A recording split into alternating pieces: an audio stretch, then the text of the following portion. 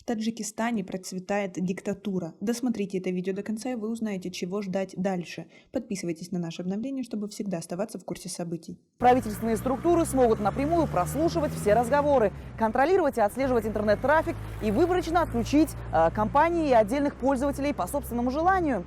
Сотни пользователей социальных сетей в Таджикистане жалуются, что Facebook и Instagram совсем не открываются. Мы равняемся на такие страны, как Туркменистан, Северная Корея, африканские страны, в которых интернет стоит очень дорого.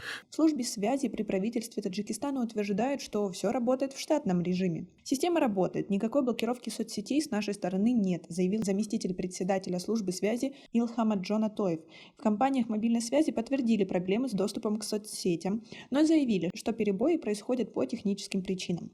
Таджикская журналистка Махини Даврон говорит, что уже 2 дня Facebook недоступен, даже если включить VPN. Для меня, постоянного пользователя Facebook, блокировка соцсети – настоящий удар. Оно не просто противоречит здравому смыслу, логике, но оно противоречит и ряду законодательных актов Таджикистана. Мы уже не говорим о международных нормах, о доступе граждан к интернету. Чтобы зайти в Facebook, я использовала VPN и другие программы обхода блокировок. Бесполезно, сказала Махин в беседе. Facebook самая популярная в Таджикистане соцсеть. Instagram больше популярен среди таджикской молодежи.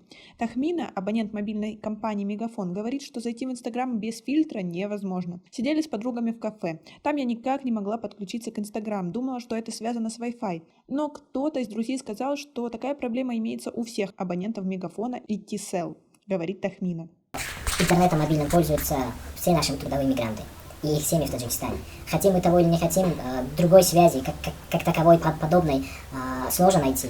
Как вы думаете, на самом ли деле это просто техническая ошибка? Или все же в Таджикистане решили успокоить немного пользователей соцсетей? Свои ответы напишите нам, пожалуйста, в комментарии. В некоторых компаниях мобильной связи заявили, что ограничение доступа в соцсети связано с техническими проблемами. Руководство Мегафона сообщило своим абонентам о проблемах в сервисах Instagram и Facebook.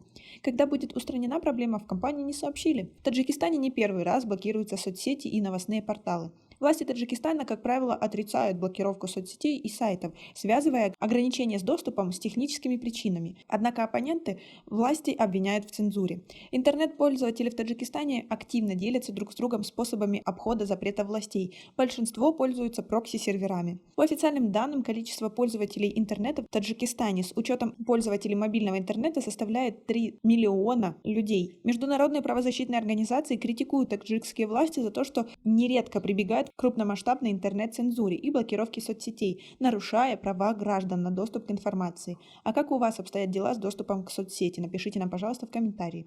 И показать самим людям, пользователям, что в любой момент они могут и без всяких указов, без всяких распоряжений официальных блокировать интернет и лишать людей доступа к нему. У нас пока на этом все. Оцените наше видео подпиской и лайком. До скорой встречи.